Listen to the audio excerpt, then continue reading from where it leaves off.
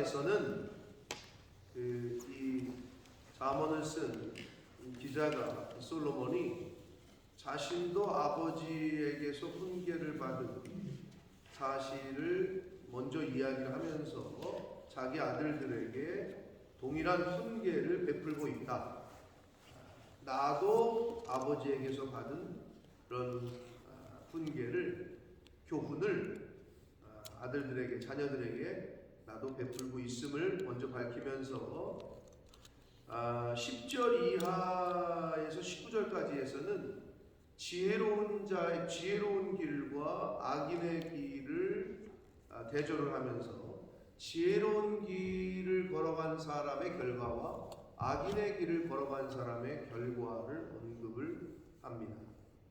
그러면서 마지막 문단인 20절에서 마지막 절까지에서는 그렇기 때문에 지혜로운 자의 길을 걸어간 자의 받는 복이 있기 때문에 온 마음과 정성을 다해서 지혜로운 자의 길을 선택해야 된다 라고 이제 마지막으로 언급을 하면서 4장을 끝맺고 있습니다. 자, 좀 길긴 하지만 특별히 어려운 것이 없기 때문에 한 절씩 다시 한번 보시면서 주시는 은혜를 받도록 하겠습니다. 1절입니다. 아들들아, 아비의 훈계를 들으며 명철을 얻기에 주의하라. 여기서 듣는다, 들으며라는 말은 신명기 6장 4절에서 9절에서 말씀한 일명 쉐마, 여기서도 쉐마라는 단어가 쓰였습니다. 그러니까 들으라. 듣는 게 중요합니다. 믿음은 어디서 온다고요? 들음에서. 들음에서 시작됩니다. 믿음. 듣지 않으면 믿음이 생기질 않습니다. 그렇기 때문에 듣는 게 얼마나 중요한지 모릅니다. 믿음은 들음에서 시작됩니다. 그래서 잘 듣는 훈련이 우리에게 필요합니다. 상대방의 말을 잘 듣는 훈련이 필요합니다. 그리고 명철을 얻기에 주의하라. 주의하라와 대꾸를 이루는 게 듣는다는 거죠. 그러니까 결국은 들을 때 그냥 건성건성 듣는 게 아니라 집중해서 주의하면서 들으라는 얘기입니다. 듣되 주의하라. 주의하되 뭐에 주의하라고? 듣는 것에 주의하라는 거죠. 2절, 내가 선한 도리를, 도리는 여기서 모든 교훈, 교리, 신조 뭐 이런 걸 나타냅니다. 너희에게 전하노니 내 법을 떠나지 말라. 나도 내 아버지에게 아들이었으며 내 어머니 보기에 유약한 외아들이었다. 그러니까 하나님, 부모에게 사랑을 받는 자였다는 거죠. 그래서 아버지로부터, 부모로부터 그러한 이 하나님의 말씀을, 이 지혜를 자기도 들었다. 그러면서 4절, 아버지가 내게 가르쳐 이르기를. 뭐를 가르쳤느냐? 내 말을 내 마음에 두라. 내 명령을 지키라. 그리하면 살 것이다.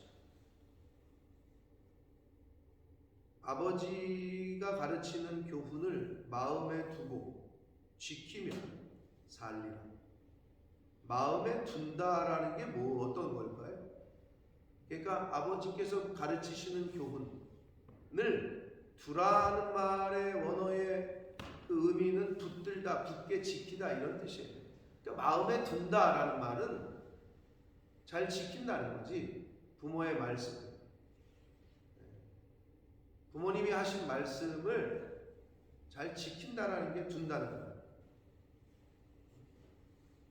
명령을 지키라, 같은 말이에요. 그러니까 두라, 지키라, 이게 다 같은 말인데 다른 표현으로 그렇게 썼습니다. 그러면 살 것이다. 그러니까 하나님의 말씀을 잘 듣고 지키면 산다라고 말하고 있습니다.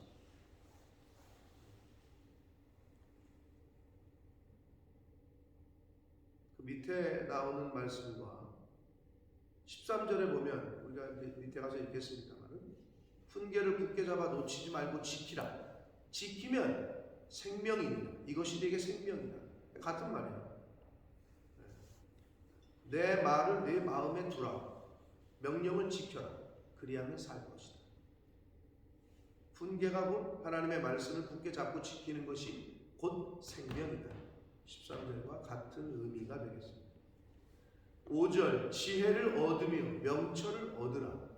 내 입의 말을 잊지 말며 어기지 말라. 지혜를 얻으며 명철을 얻으라. 내 입의 말을 잊지 말며 어기지 말라. 여기서 얻으라는 말은 소유하라라는 의미거든요. 소유하라. 여러분, 뭐를 얻는다, 뭐를 소유하기 위해서는 뭐가 필요하죠? 내가 뭐를 얻기 위해서는 가만히 있으면 얻어져요. 노력이 필요하지. 무언가를 소유하기 위해서. 내가 뭐 가방이든 옷이든 더 큰 자동차든 집이든 내가 소유하려면 그만큼 노력이 필요해요. 노력하지 않고 어떻게 소유할 수 있겠어요? 뭘 얻으려면 노력을 해야 된다는 거죠. 그만큼 하나님의 말씀을 얻기 위해서 노력하고 열심히 해야 된다.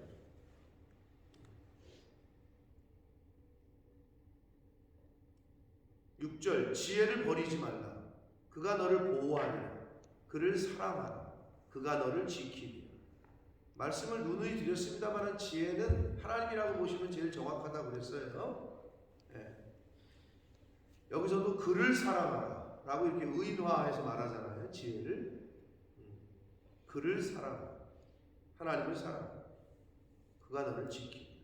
그러니까 결국은 하나님을 떠나지 말고 떠나지 않고 하나님과 연합해서 하나님과 동행하는 사람은 하나님이 그 사람을 보호해 주시고 하나님이 사랑해 주시고 지켜 주시고 하고 말하고 있는 겁니다.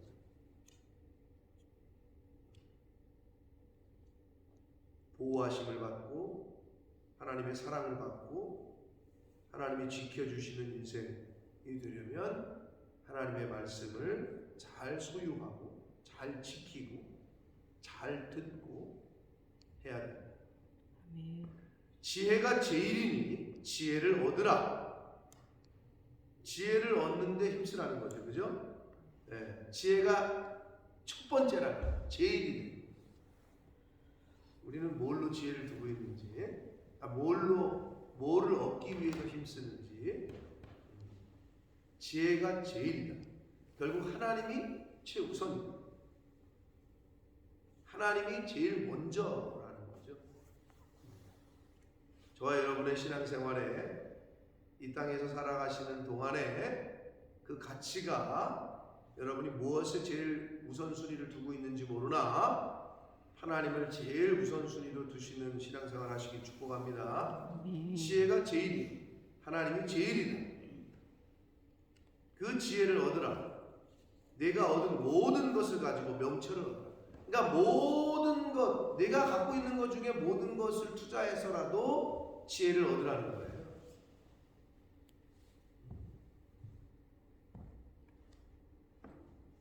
모든 것을 투자해서라도 재물을 얻으려고 하는데 세상 사람들은 어떻게 해서든지 내 몸을 바쳐서라도 내 영혼을 팔아서라도 돈을 준다면 몸도 팔고 영혼도 팔고 이런 시대에 우리가 살고 있기 때문에 물질 만능주의, 만능, 올마이티는 올마이티 머니가 아니라 올마이티 가시죠. 근데 우리가 이 세상은 올마이티 머니라는 세상에 살고 있다는 거예요. 그러다 보니 우리가 착각을 하는 거지. 그리스도인들도 돈이 최고구나.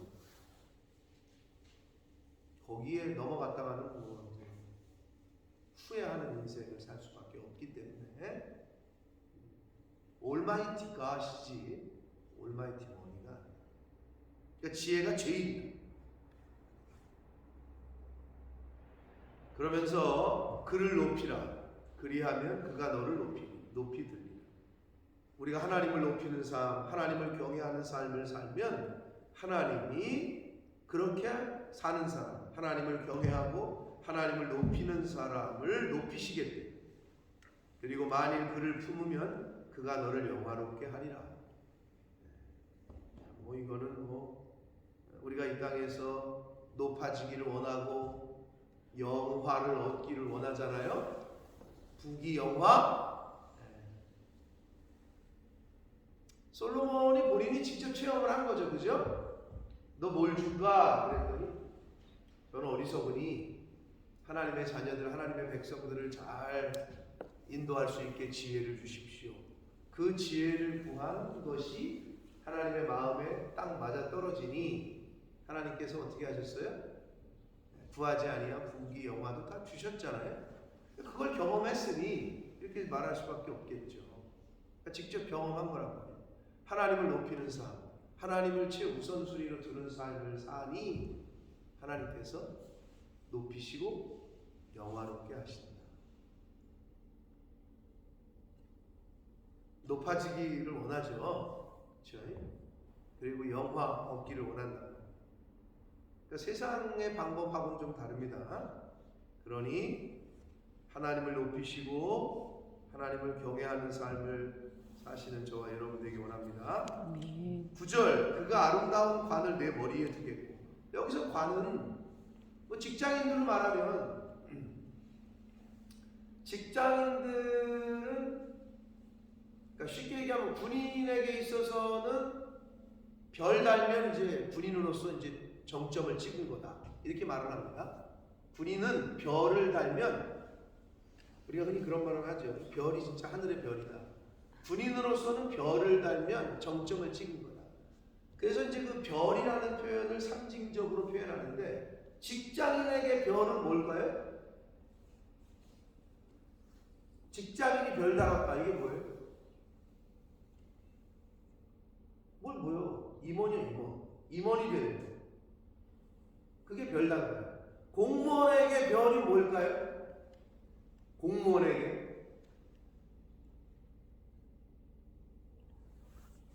여기 뭐 우리 LH도 공사 공기업이니까 준공무원인데 공무원에게 있어서는 국장이 되는 거예요. 국장이 공무원의 꽃이에요. 국장까지 올라가요. 그 국장 이상은 뭐가 되느냐? 그건 정치적인 거야. 국장 이상이 되려면 이제 차관급인데 차관이나 장관은 그건 정치적으로 대통령이 임명하는 거기 때문에 임명직인데 공무원으로서 이렇게 최고 단위에 올라가면 국장이 별이야, 별. 그게 별단위야. 관을 씌운다는 게 그 말이에요.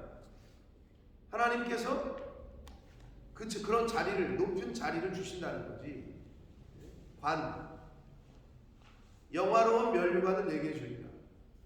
그러니까 이 땅에서 살아갈 때도 하나님이 우리를 높이시고 영화롭게 하시고 머리에 관을 씌워주시는 그만큼 위치에까지 올리시고 물론 그것도 있지만 여기서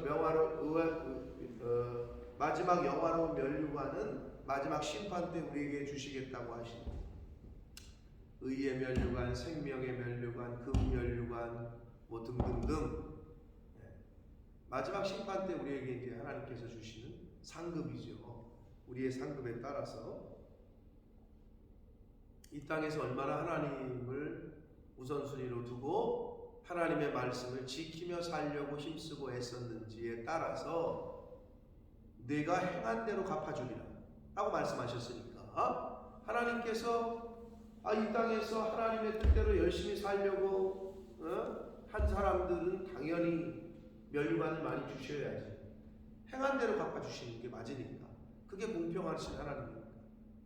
그런데 자기 손해볼 거 손해 하나도 안 보고 자기 그냥 육신의 뜻대로 살다가 예수는 믿었는데 하나님의 말씀대로 실천은 하나도 안 했는데 죽었는데 똑같이 상을 준다. 그건 불공평하신 분이죠. 하나님은 그렇게 하지 못하셔. 공평하신 분이고 의로우신 분이기 때문에 이 땅에서 하나님의 말씀을 지키려고 헌신하고 수고하고 애쓴 사람들은 당연히 상급을 더 주시죠. 왜? 행한 대로 갚아주신다고 했으니까. 자, 하나님을 가장 우선순위로 두고 하나님을 높이는 자의 삶을 살면 높아지고 영화롭게 하시고 아름다운 관을 주시고 면류관을 주신다. 내 아들아 10절 들으라, 내 말을 받으라, 들으라 받으라.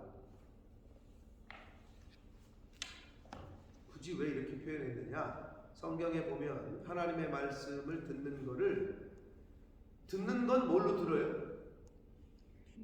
귀로. 받는 건 뭘로 받아요? 마음으로 받으라, 이렇게 표현합니다. 사실 둘 다 같은 의미이긴 한데, 그래서 하나님의 말씀은요 두 가지로 듣는 거예요.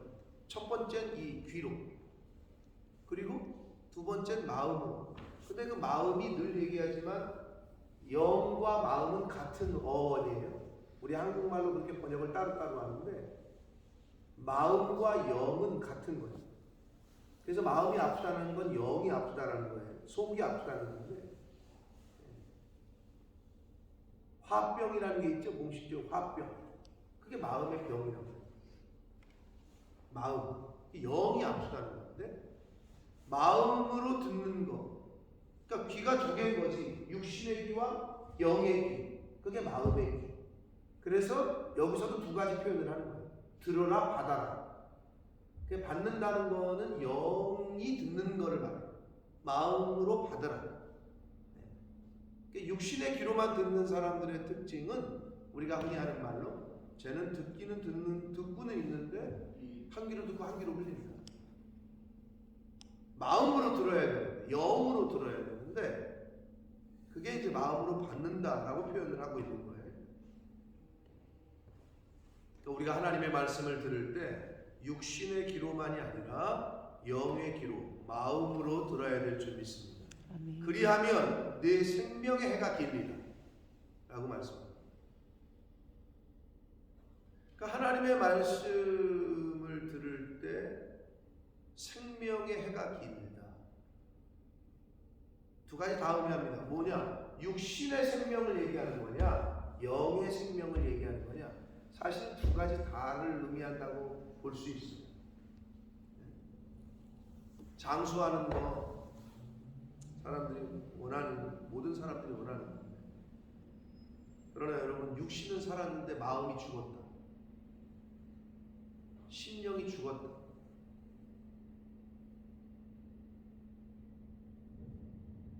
정신이 죽었다.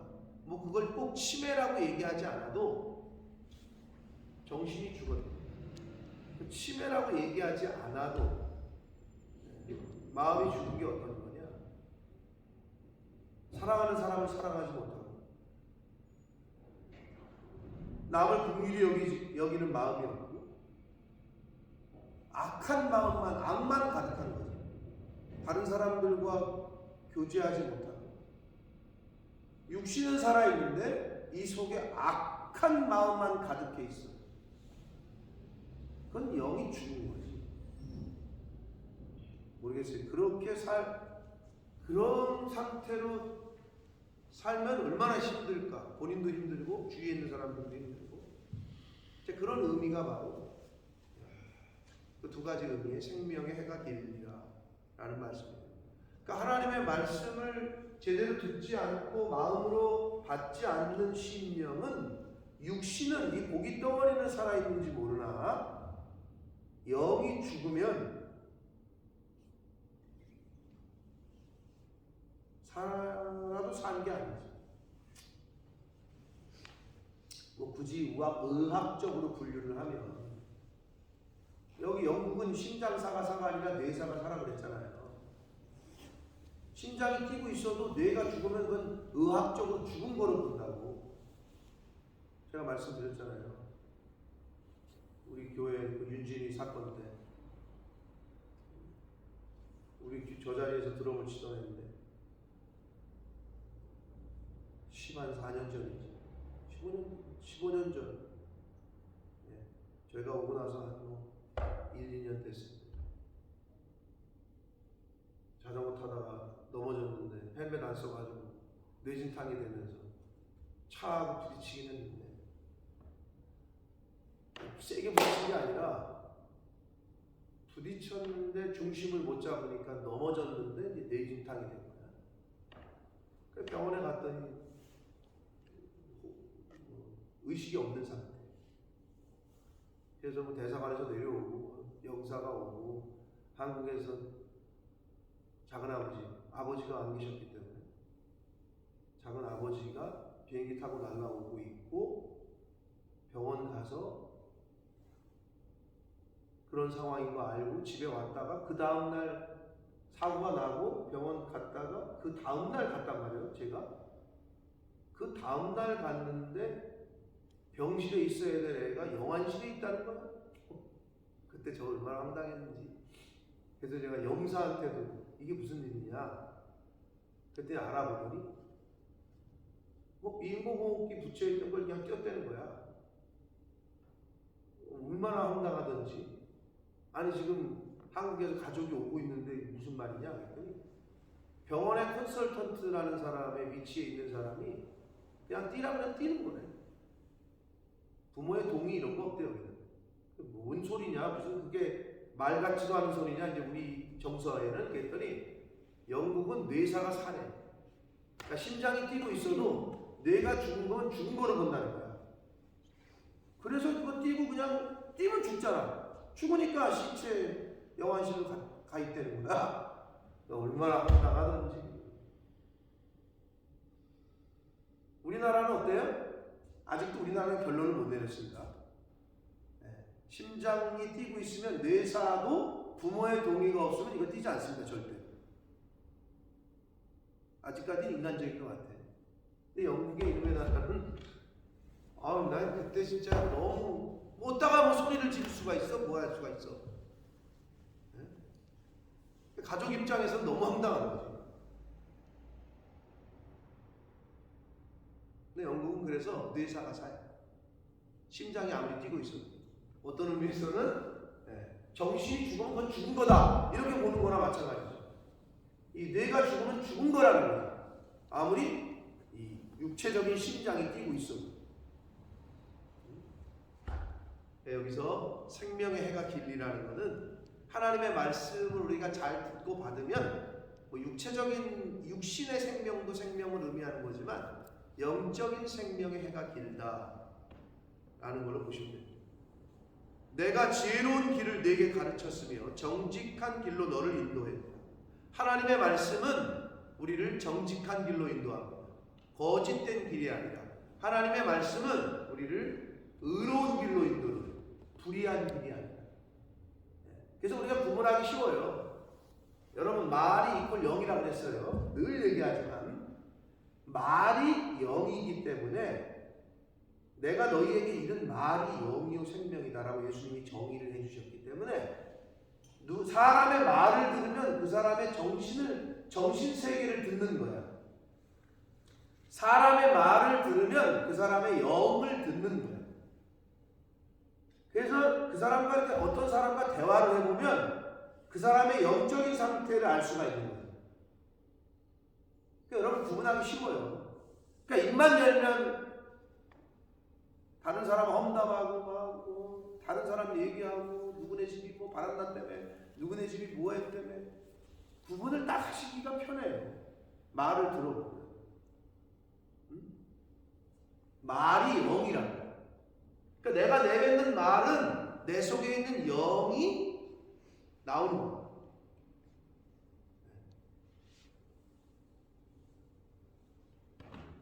그래서 하나님의 말씀, 하나님의 성령은 우리를 정직한 길, 지혜로운 길로 인도를 한다. 12절 다닐 때에 내 걸음이 곤고하지 아니하겠고 달려갈 때에 실족하지 아니하겠고. 하나님의 말씀은 우리 인생의 힘이 되어주시고 그리고 가이드, 인도자가 되어주신다. 실족을 왜 안 하느냐?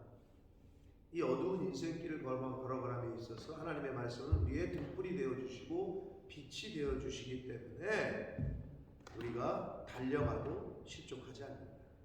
훈계를 굳게 잡아 놓치지 말고 지키라. 이것이 내 생명이다.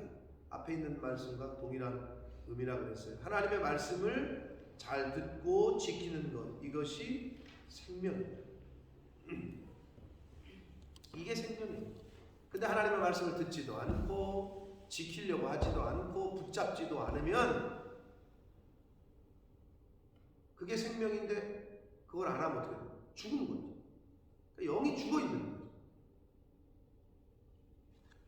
영이 죽어있는 사람들의 특징은 쉬워요. 분별이. 하나님의 말씀에 관심이 없어요. 영적인 거에 관심이 없어요. 그럼 영적인 거라 그러니까 뭐 하잖아요? 교회 일에 관심이 없어요. 당연하지. 이게 하나님의 교회니까. 하나님의 공동체. 그러니까 이웃들에게도 관심이 없어요. 내 지체들에게도.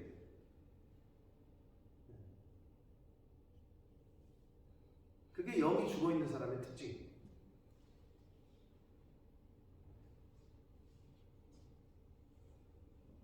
14절 사악한 자의 길에 들어가지 말며 악인의 길로 다니지 말라. 악한 자의 길을 누가 가고 싶어 하겠어요, 그죠? 근데 이게 영이 죽어있는 사람은 내가 지금 악한 자의 길에 서 있는지 사악한 자의 길에 서 있는지를 분별을 못해요. 그러니까 지혜가 없는 사람은 내가 지금 사악한 자의 길에 가지 말아야 될 길에 내가 있구나, 악인의 길로 다니고 있구나, 이거를 분별할 수가 없어요. 지혜가 없기 때문에. 그의 길을 피하고 지나가지 말며 돌이켜 떠나갈지어다. 악한 자의 길은 피해야 돼요. 그리고 그리로 가지도 말아야 돼요. 돌이켜야 되고 떠나가야 돼요. 왜 그러게요? 예를 들면 우리나라 옛날, 지금은 다 없어졌어요. 청량리에 홍등가가 있었어요. 588이라고. 홍등가. 그러면 지나가면 어떻게 돼? 거기를 지나간다. 그 길을 지나가면 어떻게 돼? 뭐 어떻게 돼? 안 지나가면서 모르시겠지만 TV 같은 데 보면은 나오잖아요. 지나가잖아? 그럼 길을 지나가고 있어. 근데 어떻게 해? 지나가게 냅둬? 잘 모르시죠? 지나가면은 그 언니들이 옆에 있는 그 홍등가의 언니들이 막 붙잡고 난리가 나. 오빠 뭐 숏 놀다가 뭐 막 이게 끌어당겨. 그러니까 어떻게 해야 돼? 거기를 지나가지 말고 피해야 돼. 피해서 가야 돼. 근데 거기를 왜 지나가냐고. 돌아서 가야지. 피해서 가야지. 여기서 그 말이에요. 그 길은 피하고 지나가지 말며 돌이켜 떠나가야 되는 거야, 그거는. 근데 뭐야? 그걸 못하는 거야. 가지 말아야 될 길인지 지나가지 말아야 될 길인지를 분간을 못해.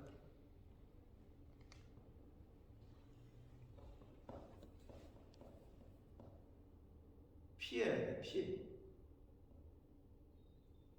그들은, 악인들은 악을 행하지 못하면 자지 못하며 사람을 넘어뜨리지 못하면 잠이 오지 아니하며 불의의 떡을 먹으며 강포의 술을 마신다. 다른 사람이 어떻게 되건 간에, 다른 사람이 낙심하건 간에, 다른 사람이 뭐 진짜 나자빠 지든 간에 상관이 없어. 나만 먹으면 돼. 내가 취하면 돼. 이게 악인들이거든요. 그러니까 쉽게 말하면 악인은 나만 하는 거죠. 상대방을 고려를 하는 거예요. 넓은 의미에서 그게 악인이에요. 개인주의가 악인이야. 다른 사람은 상관없어. 내 것만 취하면 돼. 이게 넓은 의미의 악인이에요. 그러면 그게 안 되려면 어떻게 해야 돼? 이타주의, 즉 다른 사람을 먼저 생각을 하고 내 걸 줘야지. 그래야 선인이 되는 거야, 하나님 보시기에. 근데 이 세상에서는 개인주의를 자꾸 부추기지. 야, 네 거 챙겨. 지금 남 줄 게 어딨냐? 너부터 챙겨. 그게 넓은 의미에서는 악인이야.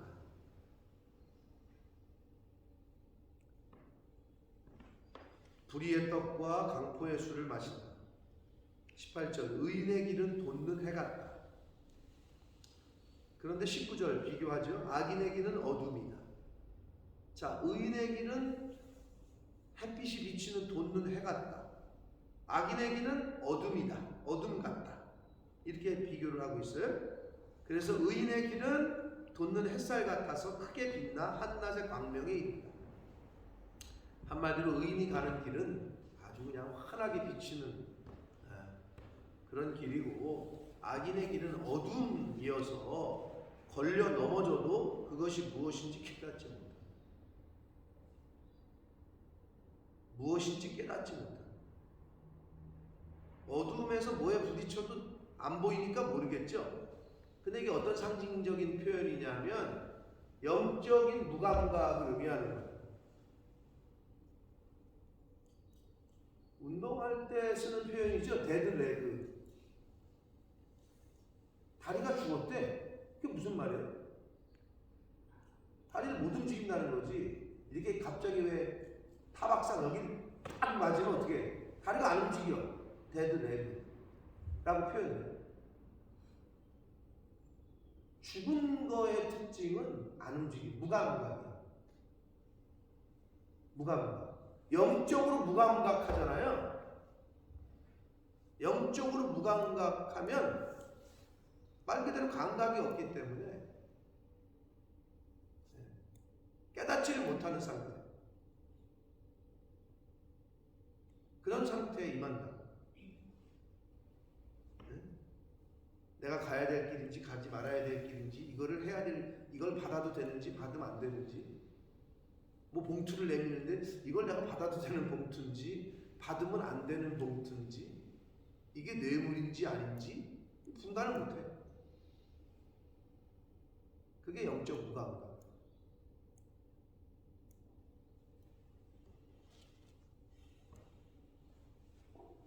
(20절부터) 마지막 절까지 해서는 온 마음을 다해서 지혜를 선택하라는 건데, 내 아들아 내 말에 주의하며 내가 말하는 것에 내 귀를 기울여라. 참된 영성의 회복과 참된 영적인 길의 시작은 말씀을 듣는 데서부터, 믿음은 들음에서부터 시작된다고 했는데, 지금 계속 4장에서 강조하는 것은 들어라, 들어라, 들어라를 강조하고 있어요. 주의해라. 듣는 것에 주의해라. 그런데 21절, 그것을 내 눈에서 떠나지 말게 하며 내 마음속에 지키라. 여러분, 듣는 것도 중요하지만 보는 것도 중요해요. 하나님의 말씀을 듣는 것도 중요하고 내 눈으로 보는 것도 중요합니다. 그래서 말씀을 듣고 읽고, 요한계시록 1장 3절에 보면 이 예언의 말씀을 읽는 자와 듣는 자와 지키는 자가 복이 있다 라고 말씀했단 말이에요. 읽는 거 중요하고 듣는 거 중요하고 그리고 지키는 것도 중요합니다. 내 마음속에서 지켜라. 그것은 얻는 자에게 생명이 되며 그의 온 육체에 건강이 됩니다. 지혜를 얻는 자에게는 그것이 생명이 되고 그의 온 육체에 건강이 됩니다. 우리의 육신뿐만 아니라 영적인 그런 건강이 된다라고 말씀하고 있습니다. 그러면서 모든 지킬 만한 것 중에 더욱 내 마음을 지키라. 지켜야 될 것들이 뭐죠? 우리가 지켜야 될 것들? 사람들은 자기에게 있는 것 중에 뭐를 지킵니까? 건강을 지키죠. 목숨도 지킨다고 표현하죠. 그리고 뭐예요? 재산. 내 재산을 잘 지키는, 물질을 지키는, 뭐 집을 지키는. 여러분, 세상 사람들이 그 중에서 뭐를 제일 먼저 우선순위로 지킬까요? 근데 성경은 지켜야 하는 것 중에 더욱 내 마음을 지켜라 이렇게 얘기해요. 마음은 영이라고 그랬어요. 영을 지켜라고 말씀하고 있는 건데, 빌립보서 4장 6절과 7절에 보면 뭐라고 말씀하세요? 아무것도 염려하지 말고 시작합니다. 감사함으로 모든 것을 행하며 그리스도의 평강이 어떻게 한다? 너희 마음과 생각을 지키시리라. 여러분이 여러분 마음을 지킬 수가 없어요. 눈에 보여야 지키지. 근데 마음은 눈에 보이지 않기 때문에 우리가 지킬 수가 없기 때문에 하나님이 지켜주셔야 지키는 거라고 제가 늘 말씀을 드려요. 지키시리라. 주체가 하나님이에요. 우리가 지킬 수 있는 게 아니에요. 그럼 우리는 뭘 해야 되느냐? 하나님이 우리의 마음을 지키시도록 내어드려야지. 그게 뭐야? 그게 하나님 말씀을 잘 듣고 잘 읽고 잘 배우고 하나님의 말씀이 내 안에 계속 거하실 수 있도록 하나님의 말씀이 나를 지킬 수 있도록 문을 여는 거죠. 그러면 그 사람은 하나님이 그 마음을 지키십니다. 그거를 우리 자녀들에게 이제 가르쳐야 되는 거예요. 자녀가 부모의 말씀을 잘 듣고 지키면 올바른 길로 가요. 왜? 어느 부모가 자기 자식을 사망의 음침한 골짜기로 밀어 넣겠어요? 요즘 그런 부모들도 있긴 하던데 친딸, 친아들인데도 별 듣도 보도 못한 뉴스 의부 딸이겠지, 의부 아버지겠지, 친딸이야.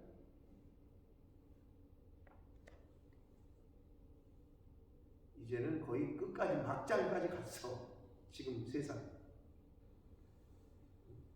우리가 흔히 말하는 짐승반도 못한 인간들이 많아졌단 말이에요. 그게 왜? 이 하나님의 말씀이 없어서.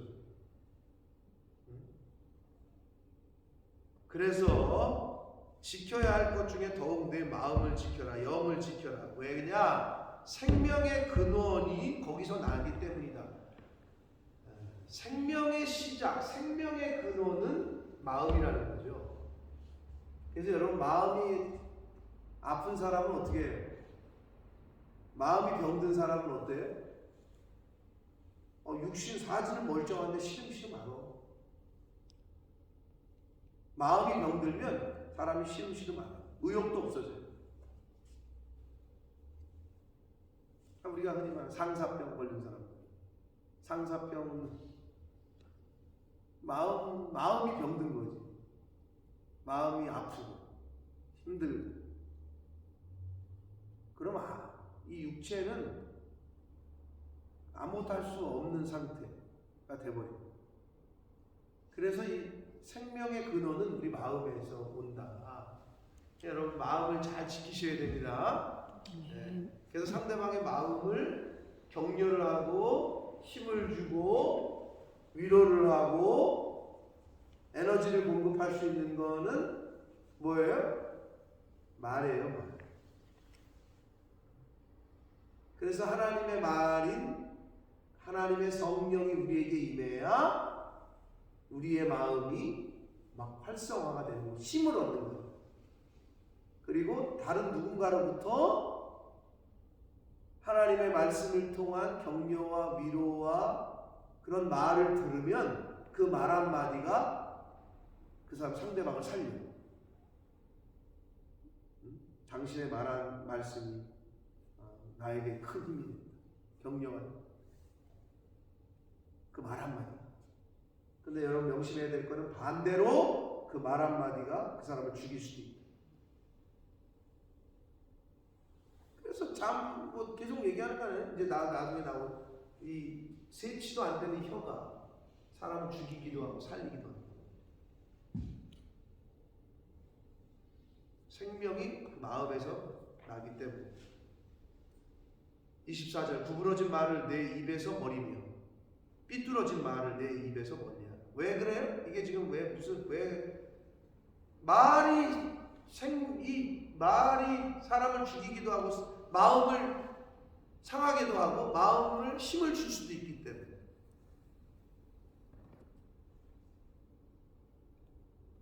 그래서 구부러진 말은 버리고 괴휼, 사악한 말을 버리고 삐뚤어진 말 입에서 멀리하라.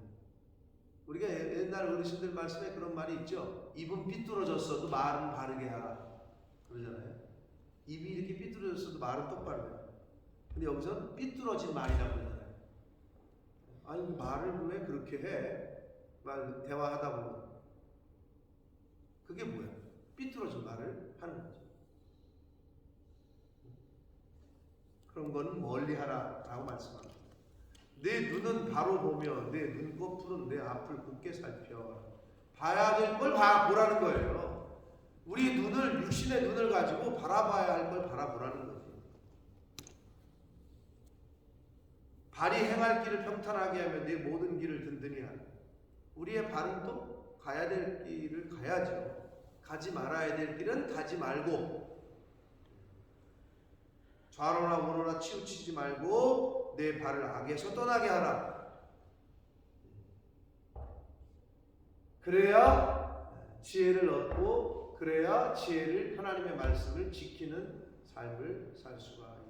우리의 눈과 귀와 발과 입술과 이 모든 우리의 육체의 것을 가지고 말해야 될 걸 말하고, 봐야 될 걸 보고, 가야 될 길을 가고, 가지 말아야 될 길은 가지 말고 하는 것, 그것이 바로 지혜를 지키는 거고, 그것이 바로 하나님의 말씀에 순종하는 것이고, 그것이 바로 우리의 마음을 지키는 방법이고, 그럴 때 생명의 근원이 거기서 납니다. 사랑하는 성도 여러분, 오늘 하루도 여러분의 마음을 잘 지키게 되시기를 축복합니다. 근데 내가 지킬 수 없기 때문에 하나님의 말씀을 통해서 하나님의 말씀이 나를 지키시도록 귀를 열어야 되고, 마음을 열어야 되고, 눈을 열어서 듣고 읽고, 그리고 마음으로 잘 받아서 지켜야 마음이 지켜집니다. 지키셔야 될 것 중에 마음을 잘 지키시는 저와 여러분 되시길 축복합니다. 세상의 것은 하나님이 거두시면 안 빼앗길 자가, 하나님이 확 걷어가시면 지킬 자가 없어요. 반대로 하나님이 지키시면 뺏어갈 자가 없어요. 하나님의 말씀을 잘 읽고 듣고 마음으로 잘 받으셔서 하나님의 말씀이, 성령이 저와 여러분의 영을, 마음을 잘 지키실 수 있도록 내어드리는, 오픈하는 그런 오늘 하루가 되시고, 하나님이 부르시는 평생에 이 땅에서 사는 동안에 지킬 것, 무엇을 지키려고 힘쓰고 애쓰시는지 모르겠으나 하나님 말씀대로 마음을 잘 지킬 수 있도록 우리의 마음을 하나님의 말씀으로 잘 듣고 읽고 마음으로 잘 받아 무장하는 저와 여러분의 이 땅에서의 삶이 되시기를 예수 그리스도 이름으로 축복합니다. 아멘. 살아계신 하나님 아버지 감사합니다. 오늘도 새날 주시고 생명 주시고 저희들을 하나님의 아버지의 집으로 이 은혜의 보좌 앞으로 옮겨주셔서 말씀을 전하게 하시고 듣게 하시니 감사합니다. 저희들의 마음을 지켜주시니 감사합니다. 저희들의 생명의 근원인 마음을 지키시려고 오늘 말씀을 듣게 하시고 읽게 하시고 또 묵상하게 하시는 줄 믿습니다. 아버지 하나님, 우리 일생에 삐뚤어진 말, 사악한 말은 입에서 멀리하고 버리게 해주시고, 우리 일생에 악한 자의 길은 피하게 하시고 그 길에서 떠나게 되는 그러한 삶을 사는 하나님의 자녀된 저희들이 되도록 주여 은혜 내려 주옵소서. 아멘. 하나님의 말씀을 잘 듣고 지키는 것이 곧 생명이다 라고 말씀하셨습니다. 아버지, 육신만 살아있는 자가 아니라 우리의 영이 살아서 하나님과 교제하며 하나님과 연합하며 하나님과 그 말씀과 동행하는 그러한 삶을 이 땅 가운데서 살아가는 하나님의 자녀된 성도된 저희들 모두가 되도록 주여 은혜 내려 주옵소서. 예수 그리스도 이름으로 축복하며 기도 올리옵나이다. 아멘. 하늘에 계신 우리 아버지